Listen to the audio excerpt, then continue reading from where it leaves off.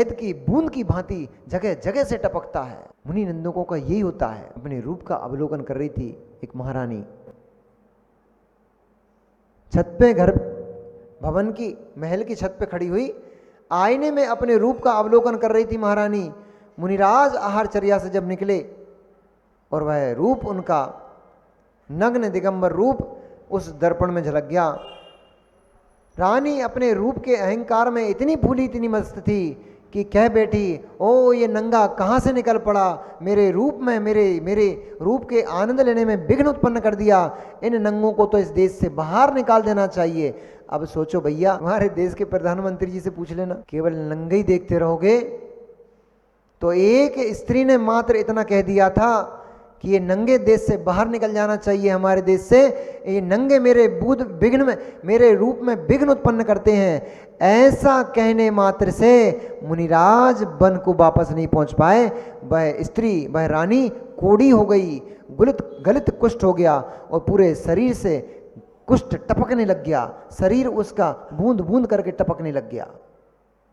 तब फिर भागी भागी पहुंची कि आपकी निंदा से मुनिराज ने कहा, बाले, हे बाले, मैंने तो कुछ किया नहीं और इसमें मैं कुछ कर भी नहीं पाऊंगा, इसलिए मुनि निंदा तूने की, उस निंदा से पाप कर्म का आश्रय तूने किया। अंतर्मुहूर्त के अंदर, अंतर्मुहूर्त के बाद वह कर्म तेरा उदय में आ गया। अब इसमें कोई कुछ भी नहीं कर सकता। पश्चाताप कर, प्रायश्चित कर, भगवान की भक्ति कर, उससे ही तेरा काम ठीक हो पाएगा। पर गलती भली छोटी करी हो, एक बार हो गई, थोड़े समय के लिए नहीं होती है। गलती छोटी हो सकती है लेकिन समय लंबा लेती है। चलो, ऐसी उस दीपनी, वह स्त्री दुष्टा थी, धर्म कर्म के कार्य में एकदम मन को उदास करके रखती थी, कोई प्रसन्नता नहीं होती थी। और यदि वह उपास थी, यदि धर्म की क्रिया करता था, पूजन पाठ करता था, तो हमेशा निरंतर क्लेश करती थी। इसलिए भैया ध्यान रखो, यदि आप धर्म नहीं करना पसंद करते हो तो आप मत करना। पर यदि आपकी पत्नी धर्मात्मा है और वो धर्म करती है तो उसको रोकना मत। 7 फेरे के समय वैसे आपने वचन लिया था एक, कि किसी भी धर्म कर्म के कार्य में पत्नी ने पति से कहा था, आपको याद हो, शायद नहीं हो तो हम याद दिला दे रहे हैं। याद है सावला जी आपको? क्या तो हम याद दिला दे रहे हैं, अब याद कर लेना। आपने जब फेरे ले रहे थे तो पंडित जी 7 वचन हरवाते हैं, वो तो याद है? फेरे तो याद है कि नहीं है? नहीं तो हम बोले रहे अभी वो याद दिला देंगे फिर भाई। याद है ना? फेरे याद है, वचन याद नहीं है। तो एक वचन में याद दिला दे रहा हूँ, बाकी तो शाम को हम बोल दे रहे हैं उनसे, तो घर पे याद दिला देंगे आपको। 6 एक हम याद दिला दे रहे हैं, वो हमारे काम का इसलिए 6 वो याद दिला देंगी, एक हमारे काम का इसलिए हम याद दिला दे रहे हैं आपको। हाँ, तो उसमें ये वचन भी था, आपको याद नहीं क्या? आपको भी याद नहीं क्या? उस समय तो बड़े अच्छे से बोल रहे थे, पंडित जी रिपीट करवा रहे थे। सब स्वीकार है, सब स्वीकार। आप तो जल्दी से फेरे पाड़ तो दो। अच्छे से नहीं लिए मतलब आपने वचन, जल्दी जल्दी के चक्कर में सुने नहीं थे क्या आपने? फिर पत्नी को आपने वचन दिया था और आपकी पत्नी ने आपको वचन दिया था कि आपके धर्म कार्य में हम सहयोग प्रदान करेंगे, किसी भी धर्म कार्य से आपको वंचित नहीं करेंगे और ना ही हम धर्म कार्य में आपके लिए विघ्न उत्पन्न करेंगे। यथासंभव जितना मुझसे हो सकेगा मैं आपकी सहायता ही करूंगा। ऐसा एक वचन लिया था आप लोगों ने, जिन जिन की शादी हो गई। पर अब यदि पति धर्म कार्य करता है, अपने कर्मों का क्षय करने के लिए साधु की संगति करता है, प्रवचन आदि सुनता है, आहारदान आदि करता है, तब पत्नी यदि उससे झगड़ेगी तो उसको पाप का बंध होगा, बहुत बड़ा वाला। तो मुस्कुराओ मत, तुम्हारे लिए भी ये सूत्र है उनके पक्ष से। यदि पत्नी धर्मात्मा है, पत्नी पूजन पाठ करती है, व्रत उपवास करती है और उसके कार्य में आप विघ्न उत्पन्न करते हो, आप उसके धर्म में अंतराय डाल रहे हो, अंतराय डालने से आपको तीव्र पाप कर्म का आश्रय बंद होगा। इसलिए जितना आपसे बन सके आप करो, नहीं बन सके, लेकिन अब आप लोगों का भी एक काम, दोनों का ही, आप लोगों का भी एक काम ये बनता है कि आपके लिए 4 पुरुषार्थ कहे गए हैं, धर्म, अर्थ, काम और मोक्ष। मोक्ष पुरुषार्थ अंत में आएगा। अभी 3 पुरुषार्थ निरंतर चलते हैं, धर्म, अर्थ और काम, और मोक्ष की तैयारी भी धर्म के माध्यम से साथ साथ में चलती रहती है। इन 3 पुरुषार्थों को करते हुए श्रावक का नाम, श्रावक किसको कहते हैं? श्रद्धावान, विवेकवान और क्रियावान। विवेक का नाम आते ही विवेक की देवी मुस्कुराने लग जाती है। श्रद्धावान, विवेकवान, क्रियावान। श्रद्धा होना चाहिए, क्रिया होना चाहिए, लेकिन विवेक पूर्वक। अब माँ, पति का समय है 10 बजे दुकान खोलने का और आप 7 बजे से मंदिर आई और 11 बजे मंदिर से घर जा रही हो, लड़ाई तो स्वाभाविक होगी। यदि समय पे करो, यदि समय से मंदिर आओगे, समय से घर पहुंचोगे, समय से उनको भोजन दे दोगे, समय से बच्चों का लालन पालन के समय पे बच्चों का लालन पालन करोगे, तो कोई दिक्कत हो ही नहीं सकती। दिक्कतें तब खड़ी होती हैं जब भैया हमारे शटर गिरा के वो महाराज के पीछे भगेंगे। 1 दिन हो गया, 2 दिन हो गया, तो पत्नी तो कहेगी भैया घर में बच्चे 3-3, 4-4 पाल के रखे हुए हैं, उनका भी ध्यान दो, उनको कौन पालेगा। इसलिए समय पे दुकान खोलो, समय पे दुकान बंद करो, ताकि धर्म पुरुषार्थ कर सको। अर्थ के बिना ग्रस्त के कार्य नहीं चलते हैं, इसलिए धर्म के कमाते साथ साथ अर्थ भी कमाना आवश्यक है। मुनिराज थोड़े ही हैं कि मुद्रा लगाए निकल गए, भाग्य में होगा तो मिल जाएगा, नहीं मिलेगा तो नहीं मिलेगा। आपके पास पूरा परिवार है। हालांकि ये भी पक्की बात है, हर जीव अपने भाग्य से ही कमाता है, अपने भाग्य से ही खाता है। किसी को कोई ना खिलाता, ये तो केवल आप लोगों की मानसिकता बन गई है कि हम खिला रहे हैं इसलिए बच्चे खा रहे हैं, हम पाल रहे हैं इसलिए बच्चे पल रहे हैं। कोई किसी को नहीं पालता, हर जीव अपनी योग्यता से ही पलता है। आप कितने अच्छे से पाल लो तो सार भैया क्या नाम है,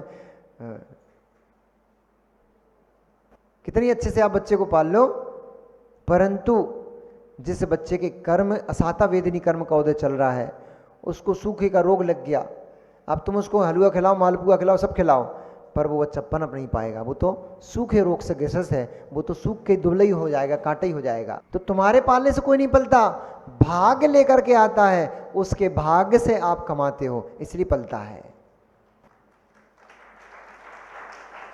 फिर भी कमाई के लिए पुरुषार्थ करना आवश्यक है, इसलिए समय पे अपना धंधा पानी करो ताकि आपका धर्म पुरुषार्थ चले।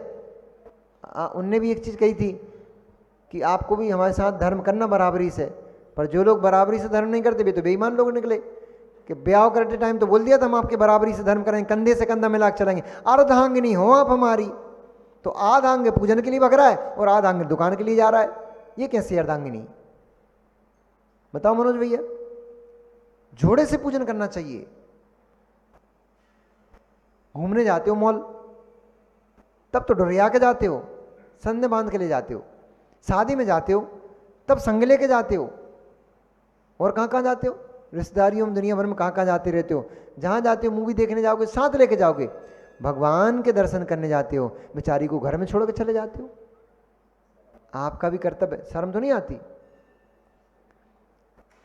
अरे एक साथ बैठ करके दोनों पति पत्नी अर्धांग हो तो अर्ध अंग का पूरा कार्य निभाओ, अर्ध अंग का पूरा कार्य निभाओ। एक साथ दोनों बैठ करके पूजन करना चाहिए, पुण्य में वृद्धि होती है, धर्म में वृद्धि होती है। अब जिनके बेचारों के पति जा ही नहीं रहे, परेशान भी तो उठा के उठ जाओ, 10 बज गए, चलो मंदिर, कम से कम मंदिर दर्शन ही कराओ। अब उनके लिए क्या कह सकते हैं? तो तुम अकेले करते रहना, छोड़ना नहीं, इनके चक्कर में नहीं बोले अब जी नहीं जा रहे तो हम भी नहीं जा रहे। कम से कम अपना धर्म तो कमाना, बाकी फिर जीव की जैसी गति सो, जैसी मति सो वैसी गति। परंतु ऐसे भी होते हैं जीव बेचारे, पति तो धर्मात्मा है, पत्नी अधर्मात्मा मिल गई, अथवा पत्नी धर्मात्मा, पति अधर्मात्मा मिल गया, जीवन बड़ा गड़बड़ हो जाता है। 3 पुरुषार्थ कहे थे, धर्म के समय पे धर्म करो, अर्थ के समय पे अर्थ कमाओ, काम के पुरुषार्थ पे पत्नी को भी समय दो क्योंकि वह आपकी पत्नी है। इसलिए जो 3 पुरुषार्थों को बहुत अच्छे से निभा के चलता है, वही जीव घर में रह करके भी सुखी जीवन जीता है और उसका ही फिर मोक्ष पुरुषार्थ साध्य होता है। चलो, तो ऐसे उस, अभी तो शुरू ही हो पाई है, हस्तिनापुर नगर में उपास्थि नाम का एक एक श्रावक श्रेष्ठी ग्रस्त रहता था। उसकी दीपिनी नाम की जो पत्नी थी वह धर्म कर्म से बिल्कुल विमुख रहती थी, इसलिए उससे थोड़ा वो परेशान भी रहता था बेचारा। परंतु समय बीतता गया और वह पुण्य कर्म के प्रभाव से, धर्म कर्म के प्रभाव से दान आदि दे करके वह जीव जा करके और अंध्रकपुर नाम के नगर में मद्रनामा ग्रस्त और उसकी धारिणी नाम की स्त्री के धारण नाम का भाग्यशाली पुत्र हुआ। वह पुत्र शुभ लक्षणों से सुशोभित था और सभी सत्क्रियाओं को करने में वो भी, चूंकि पूर्व के संस्कार उसके अंदर पड़े हुए थे, इसलिए वह पुत्र बहुत धर्मात्मा जीव की तरह अपना जीवन जीता हुआ समय आने पर समय पूर्ण करके और समाधि पूर्वक मरण करके वह जीव शरीर का त्याग करते हुए और विदेह क्षेत्र में जाकर के क्या हुआ, विदेह क्षेत्र में जाकर के एक राजपुत्र हुआ। इस प्रकार से वह निरंतर वृद्धि को प्राप्त होता हुआ फिर वहां से पुष्पकालवती नगरी में जाकर के राजा नंदी घोष और वसुधा रानी के यहाँ नंदीवर्धन नाम का पुत्र हुआ। कहानी चूंकि विशेषता इसमें कुछ नहीं है, बस वो धर्म को ग्रहण करते गया और ऊपर ऊपर उठते गया। इस प्रकार से वह चलते चलते और अनेक जन्म प्राप्त करने के बाद धर्म करते करते धर्म के प्रभाव से कई बार वह जीव मनुष्य योनि को प्राप्त हुआ, कई बार देव योनि को प्राप्त हुआ और कई बार कष्टों को प्राप्त हुआ। इस प्रकार से चलते चलते और वह ही जो उपास्ती नाम का ब्राह्मण था वह कालांतर में जाकर के और महाशुक्र स्वर्ग में देव हुआ। वहां से च्युत होकर के अरण्य राजा के यहाँ तू दशरथ नाम का पुत्र उत्पन्न हुआ है। इस प्रकार से जब दशरथ ने अपने पूर्ण भवों का वर्णन सुना, उनके मैं छोड़ना, वैसे इस विषय को मैं छोड़ना चाह रहा था क्योंकि इसमें कुछ विशेषता नहीं थी। सामान्य से इतना भी बोल देते कि धर्म के प्रभाव से तू अरण्य के पुत्र दशरथ हुआ है तो भी काम चल जाता, परंतु विषय से निकल आया वो। तो इस प्रकार से दशरथ ने अपने पूर्व जन्मों को जब जाना और पूर्व भवों में कभी देव बना तो कभी नरक में गया तो कभी राजा बना, कभी सेठ पुत्र बना। इन विचित्र अवस्थाओं को जब उसने भोगा, इन विचित्र अवस्थाओं को देख करके, इनके बारे में सुन करके, अब देखो कितनी बड़ी बड़ी बातें भगवान ने बता दी, तब वैराग्य नहीं हुआ। इतनी सी बात सुन करके कि मैं भी जैसे भामंडल, जैसे चंद्रगुप्त गति, अनेक पर्यायों में कष्टों को भोगा, अनेक अवस्थाओं को प्राप्त हुआ, जैसे उनको वैराग हो गया था, तैसे ही यहाँ पर दशरथ जी को भी अपना पूर्व भव का वृत्तांत सुन करके और उनको वैराग्य की उत्पत्ति हो गई। और जब उन्होंने वैराग्य की उत्पत्ति हुई तो उन्होंने अपनी पूरी सभा को बुलाया, पूरे परिषद को बुलाया और परिषद को बुला करके कहा कि मैं इस संसार को सूखे हुए तृण के समान जानता हूँ और ये कुछ भी सार मुझे इस संसार में दिखाई नहीं देता है, इसलिए मैं इससे विरक्ति को प्राप्त होता हूँ। अच्छा, ये पूरी कहानी करने में आपको बता दे रहा हूँ, ये पूरी इतनी सारी स्टोरी और आज कथा को थोड़ा शॉर्ट किया मैंने, कम किया है। इसका एक कारण ये है कि अगली कथा में राम जी का राज तिलक होने वाला है, तो उस समय मुझे कुछ बढ़िया सी चीज़ लेके आना थी, इसीलिए थोड़ा मैंने उसको डिले करा, आज मैं लिख नहीं पाया, तो इसीलिए मैंने कथा को थोड़ा एक दिन डिले किया है। चलो, तो इस प्रकार से जब सभासदों को बुलाया तब उन्होंने कहा कि मैं संसार से विरक्त होते हुए अब ये 5 इंद्रिय के भोग विषय मुझे रुचिकर नहीं लगते हैं, मुझे मेरी आत्मा का कल्याण, मुझे मेरी आत्मा का हित दिखता है, ये इसका नाम धर्म। शुरू से जहाँ समझ चल रहे थे ना, इसका नाम धर्म, कि मुझे धर्म दिखाई देने लग गया है, मुझे मेरी आत्मा का हित दिखाई देने लग गया है। वह आत्मा का हित ही धर्म है। पूजन इसके लिए की जाती है, माला इसके लिए फेरी जाती है, मेरी आत्मा का अहित ना हो जाए, मेरी आत्मा नरक में ना गिर जाए, निगोद न चली जाए, त्रियंच न बन जाए, मेरी आत्मा पुरुष ही बने तो कम से कम श्रेष्ठ पुरुष बने, धर्म कर्म के कार्यों को करने वाली बने, और अन्यथा तो मेरी आत्मा शुद्ध चैतन्य स्वरूप में ही पहुंच जाए। इसका नाम धर्म। तो जब राजा को इस बात का ऐसा आभास हो गया, ऐसा ज्ञान हो गया, तब उन्होंने कहा मुझे धर्म की प्राप्ति करना है, मुझे उत्तम धर्म तक पहुंचना है। इस संसार की क्रियाओं में कितनी बार मैंने कितनी पर्याय आचार्य भगवंत गुरु भगवंत के मुख से मैंने सुना, मैंने कितनी सारी पर्याय धारण कर ली हैं। उन पर्यायों में निरंतर मैंने कष्ट ही भोगा है, दुखी भोगा है। कभी राजा भी बना तब भी सुख को प्राप्त नहीं हुआ, देव भी बना तब भी सुख को प्राप्त नहीं हुआ, तिरंच बना तब भी सुख को प्राप्त हुआ, नरक में गया वहां भी दुख भोगा। हर जगह पर जाकर देख लिया, हर जगह पर जाकर देख लिया, इससे बैराग हुआ।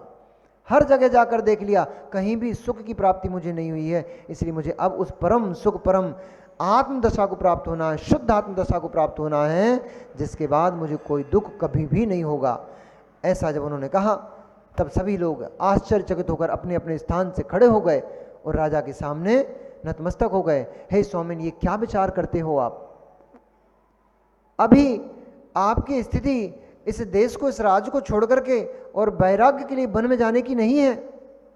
इस ब्रह्मांड का पालन कौन करेगा? इतना बड़ा राज्य संचालन किसके माथे पर रखेंगे? तब उन्होंने कहा, हमारा पुत्र राम सुयोग्य है, इसलिए हम शीघ्र ही राम का राज्य तिलक करेंगे और उसके तीनों भाई उसके रक्षक बन करके इस राज्य में संचालन में उसका सहयोग प्रदान करेंगे। इसलिए शीघ्र ही राम को बुलाया जाए।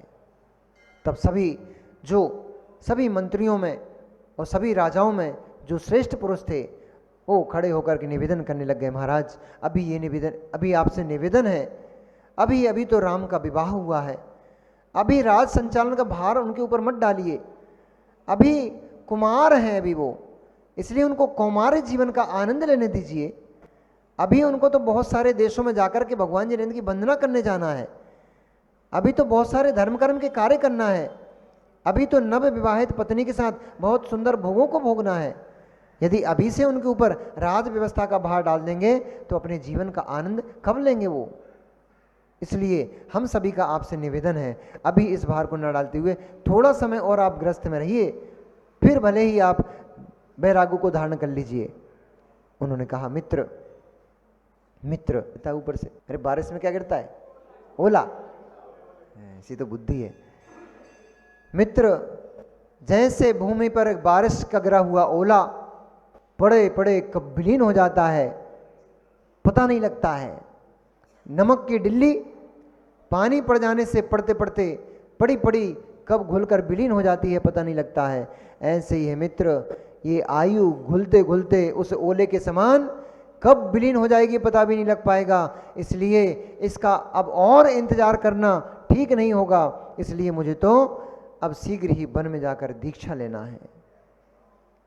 इसलिए राम के राज्याभिषेक की तैयारियां की जाए और राम को बुलाया जाए। मैं उनसे कुछ विचार विमर्श करना चाहता हूं। जैसे ही समाचार राम को मिला, नहीं राम को तो बाद में मिला, जैसे ही ये समाचार रणवास में फैल गया कि दशरथ वैराग्य को प्राप्त हो गए हैं और वह दीक्षा लेना चाहते हैं, वैसे ही सारी रानियां वहीं रणवास में रुदन शुरू हो गया, आंसुओं की धारा बहाने लग गई, जोर जोर से रोने लग गई और कहने लग गई, हाँ हमने ऐसा कौन सा पाप कर लिया जो हमारे स्वामी हमें छोड़कर बन जाना चाहते हैं।